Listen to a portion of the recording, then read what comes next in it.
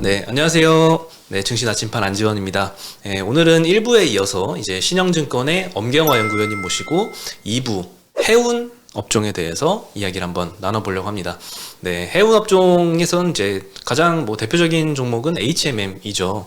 네, 계속 피크아웃 논란 때문에 작년 어느 때부터인가 몇 달 계속 주가가 기었던 것 같아요. 네. 그러다가 이제 최근에 이 2만 원대에서 2월 달에만 한 40-50% 급등을 했고 지금 3월 달에 또 왔다 갔다 하고 있는데 갑자기 이렇게 오른 거죠? 이유가 뭐죠? 작년에 주가가 고점을 찍은 시점은 5월입니다. 수급상으로 그때 MSCI 지수 편입건도 있었고 해서 네. 워낙 자금이 많이 몰리는 시기였었고 그때까지만 하더라도 전방에서 나타나는 모든 수치가 다 좋았어요. 물동량도 막 전년 동월 대비해서 막 두 자릿수로 증가를 네. 하고 운임은 자고 일어나면 올라 있고 막 이런 정도 수준이었었는데 예, P와크가 다 올랐죠.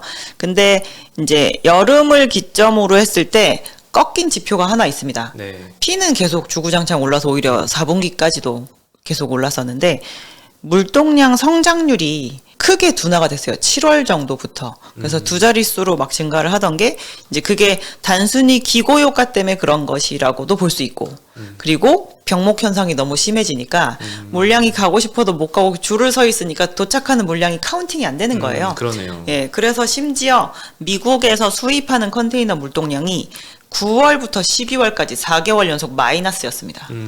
9월부터 마이너스 찍기 시작한 네, 건가요? 9월부터 네. 마이너스 찍기 시작했고 7월에는 이제 그로스가 확 다운이 되었었고 그러고 이제 올 1월에 발표된 물동량 성장률이 드디어 플러스로 반등 전환을 한 상황이고요. 그 사이에 운임은 오히려 이제 거꾸로죠. 1월 7일 날 SCFI는 피크를 찍고 네. 지금 올해 들어서 아마 8번 정도 발표가 됐을 텐데 1월 7일 날 발표된 거 이후로 연속 7번 지금 하락을 한 상황입니다. 근데 원래 1, 2월은 전통적인 비수기이기 때문에 그리고 저희가 병목이 그렇게 심했으니까 이게 적어도 풀려가지고 원활하게 돌아다니면 이 뭔가 할증료나 이런 건 좀 덜 내기 때문에 분명히 빠지겠지라고 생각은 하고 있었던 상황이었었고요. 네. 근데 이게 실제로 병목 현상 풀렸더니 물동량도 별로 없었네 이렇게 되면 자 한 주에 거의 운임이 막 몇백 포인트씩 빠졌을 텐데 네. 그렇지 않고 그냥 몇십 포인트 정도 하락하다가 지지난주 운임이 한 124포인트 빠지면서 최대 낙폭이었었고요. 그 바로 다음 주에 또 몇십 포인트로 낙폭을 줄였습니다. 그래서 이제 올해 제가 아까 다른 업종 얘기를 할 때도 말씀드렸지만 컨테이너 선박의 중고선가가 엄청 많이 올랐다고 말씀을 드렸잖아요. 네. 그 이유는 지금 저렇게 비싸게 중고선을 사도 이 운임으로 굴리면 충분히 회수를 할 수 있구나라고 시장이 판단을 하기 때문이거든요. 그래서 컨테이너 운임이 모두 다 이구동성으로 올해는 상고하저입니다 라고 얘기를 하는데 완만하게 하락하기 때문에 컨테이너 선들이 돈을 버는 그 기조가 그렇게 꺾이지 않을 것 같다라고 시장이 보고 있어서 그 정도 수준이면 지금 한 해에 막 7조 정도의 영업이익을 벌었고 올해도 더 벌 수도 있을 만한 상황인데 지금 아무리 희석 이슈가 있지만 그 시총이 그렇게 비싼 건가라고 보는 것도 있었던 것 같고 원래 저희가 특히나 요 업종은 계절성도 되게 중요하거든요. 네. 그래서 비수기에서 성수기로 넘어갈 때는 어지간하면 이렇게 거꾸로 타지 않는 게 좋은데 전쟁 이슈가 나면서 HMM 같은 경우는 특히나 공매도가 한 2%포인트 늘었더라고요. 근데 그게 전쟁이라는 이슈가 위험도를 확 높이기 때문에 오히려 병목 현상을 더 불러일으킬 수도 있는 이슈라서 저희가 함부로 그거에다가 대고 운임이 빠질 거에 대한 베팅을 하는 게 되게 위험한 거거든요. 그래서 이렇게 급하게 또 쇼커버를 해야 되는 그것도 있으신지 주가가 이제 급격하게 1, 2월에 좀 움직이는 것이 보였던 것 같습니다. 작년에 사실 HMM의 투자 의견 아직도 제가 리포트 제목을 기억하는데 박수 칠 때 떠나라였잖아요. 거기 한 작년 8월 정도에 그 의견을 내셨었죠. 9월에 여기 오셨을 때 그 네. 직전에 나온 리포트니까 네, 그 네. 정도 있을 것 같은데 지금은 그러면 의견이 좀 바뀌었나요? 저희는 4분기 실적 나오고 나서는 상향을 했고요. 네. 일단 시즈널리티도 있었고 네. 그러니까 비수기에서 성수기로 넘어가는데 조정을 이 정도 받았으면 여기에서는 더 내려가는 리스크가 있을까 아니면은 반등을 하는 거가 더 위험할까라고 생각해 봤을 때 저는 내려가는 거에 베팅을 하진 말아야 되는 구간이라고 생각을 했습니다. 그래서 저희는 기관 투자자들을 만날 때 저희가 오직 사서 수익을 보시는 분들도 만나지만 이 헤지 펀드 하시는 분들도 네. 만나기 때문에 이 반대 포지션 문의들도 되게 많이 하시거든요. 근데 생각보다 지금은 이제는 매도하시는 구간은 아닌 것 같아요라는 시그널을 좀 드리려고 저희는 그거에 대해서 상향 조정을 한 바가 있습니다. 그러면 여기서 지금은 뭐 주가가 잘 반등을 하고 있는데 앞으로 이게 추가적으로 주가 상승이 일어나려면 아무래도 운임이 어느 정도 커버가 되는 상태에서 병목 현상이 좀 해소되면서 물동량도 많이 늘어나야 될 것 같은데 자동차 같은 경우에는 하반기 정도 되면은 병목 좀 많이 개선이 될 거다라고 보고 있거든요. 해운 쪽은 좀 어떤가요?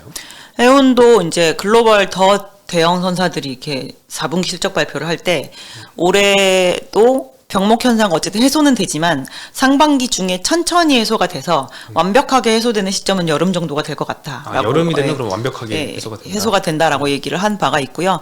그래서 지금 작년에 워낙 병목이 심했어가지고 1월, 2월 되게 비수기인데도 1월에도 컨테이너 물동량이 좀 플러스고 2월도 일부 발표되는 포트 기준으로 보면 플러스입니다. 그래서 이게 한 7월쯤 되면 이제 기저효과, 기고효과, 그 코로나 시국에 겪었던 모든 그 이전에 일회성이 있었던 그런 효과가 다 끝나고 네. 진짜 리얼 그 물동량을 저희가 보는 구간이 되거든요. 그때가 됐을 때 만약에 5% 이상 늘어난다라고 하면 시장이 그거에 대해서 Q가 죽지 않았구나라고 판단을 하지 않을까 싶습니다. 그렇군요.